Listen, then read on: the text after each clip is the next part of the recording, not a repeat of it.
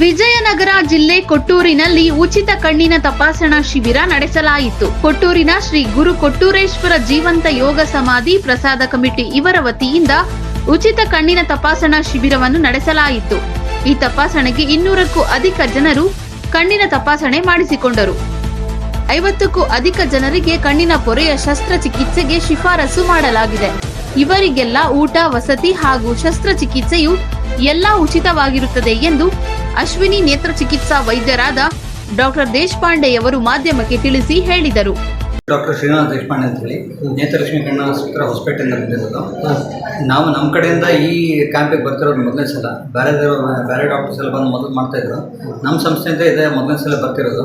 ಇಲ್ಲಿ ನಾವು ಬಂದಿದ್ದ ಯಾರ್ಯಾರು ತಪಾಸಣೆ ಬಂದಿರ್ತಾರಲ್ಲಿ ಅವರಿಗೆಲ್ಲ ಫಸ್ಟ್ ನಾವು ಕಂಪ್ಯೂಟರ್ನಾಗ ಚೆಕ್ ಮಾಡ್ತೀವಿ. ಕಂಪ್ಯೂಟರ್ನಾಗ ಚೆಕ್ ಮಾಡಿ ಅವಶ್ಯಕತೆ ಬಿದ್ದವರಿಗೆ ಚಶ್ಮಾ ಬರ್ಕೊಡ್ತಾ ಇದ್ದೀವಿ. ಅವಶ್ಯಕತೆ ಬಿದ್ದವರಿಗೆ ಡ್ರಾಪ್ಸು ಸಹ ಕಣ್ಣಲ್ಲಿ ಹಾಕೊಳ್ಳೋ ಔಷಧ ಸಹ ಫ್ರೀಯಾಗಿ ಕೊಡ್ತಾ ಇದ್ದೀವಿ. ನಾವು ಇಲ್ಲೇ ಡ್ರಾಪ್ಸ್ ಕೊಡ್ತಾ ಇದ್ದೀವಿ.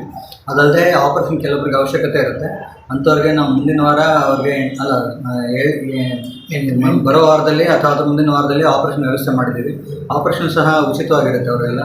ಸೊ ಅದಕ್ಕೋಸ್ಕರ ಯಾರ ಫಲಾನುಭವಿಗಳಿದ್ದಾರೆ ಅವರೆಲ್ಲ ಬಂದು ದಯವಿಟ್ಟು ಇದರದ್ದು ಉಪಯೋಗ ತಗೋಬೇಕಂತ ಕೇಳ್ಕೊತೀವಿ. ಕಮಿಟಿಯ ಸದಸ್ಯರಲ್ಲಿ ಒಬ್ಬರಾದ ನಿವೃತ್ತ ಶಿಕ್ಷಕರಾದ ಸೋಮಪ್ಪ ಎಂಬುವವರು ಮಾತನಾಡಿ ಶಿಬಿರದ ವಿಷಯಗಳನ್ನು ಸಂಕ್ಷಿಪ್ತವಾಗಿ ನಮ್ಮ ಮಾಧ್ಯಮಕ್ಕೆ ಹಂಚಿಕೊಂಡರು.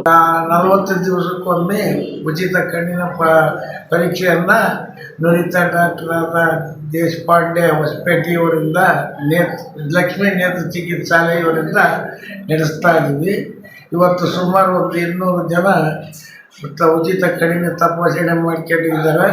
ಇದೇ ಒಂದು ಟ್ರಸ್ಟಿನಿಂದ ಉಚಿತವಾಗಿ ಔಷಧ ಡ್ರಾಪ್ಸ್ ಮತ್ತು ಟ್ಯಾಬ್ಲೆಟ್ಸನ್ನು ಬಡವರಿಗೆ ಕೊಡಲಾಗಿದೆ.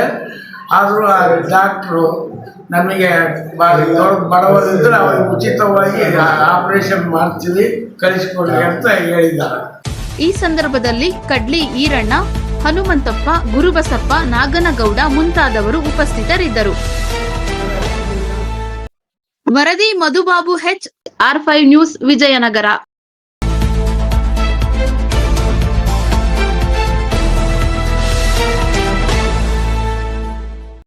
ಭ್ರಷ್ಟಾಚಾರ ವಿರೋಧಿಸೋದೇ ನಮ್ಮ ವಾಹಿನಿಯ ಮುಖ್ಯ ಉದ್ದೇಶ. ಸಮಾಜದ ಕಣ್ಣು ತರಿಸುವ ಸುದ್ದಿಗಳು ನಮ್ಮ R5 ಸುದ್ದಿ ವಾಹಿನಿಯವೇ. ನಿರ್ಭಯ, ನಿಷ್ಠುರ ಮತ್ತು ನಿಷ್ಪಕ್ಷಪಾತದ ಸುದ್ದಿಗಳನ್ನ ಬಿತ್ತರಿಸುವುದು ನಮ್ಮ ವಾಹಿನಿಯ ಮುಖ್ಯ ಕೆಲಸ. ನಿಮ್ಮ ಹಕ್ಕುಗಳಿಗಾಗಿ ನಮ್ಮ ಹೋರಾಟ. ಭ್ರಷ್ಟರ ಬೇಟೆಯಾಡುವುದು ಮತ್ತು ಸಮಾಜದ ಕಟ್ಟಕಡೆಯ ವ್ಯಕ್ತಿಗೆ ನ್ಯಾಯ ಒದಗಿಸೋದು ನಮ್ಮ ವಾಹಿನಿಯ ನಿರಂತರ ಪ್ರಯತ್ನವಾಗಿದೆ. R5 ನ್ಯೂಸ್ ನಿಸರ್ಗ ಪತ್ರಿಕೆಯೊಂದಿಗೆ ಒಡಂಬಡಿಕೆ ಮಾಡಿಕೊಂಡಿದ್ದು ಈಗ ಡಿಜಿಟಲ್ ಮತ್ತು ಮುದ್ರಣ ಮಾಧ್ಯಮ ಎರಡರಲ್ಲೂ ಕಾರ್ಯನಿರ್ವಹಿಸ್ತಾ ಇದೆ.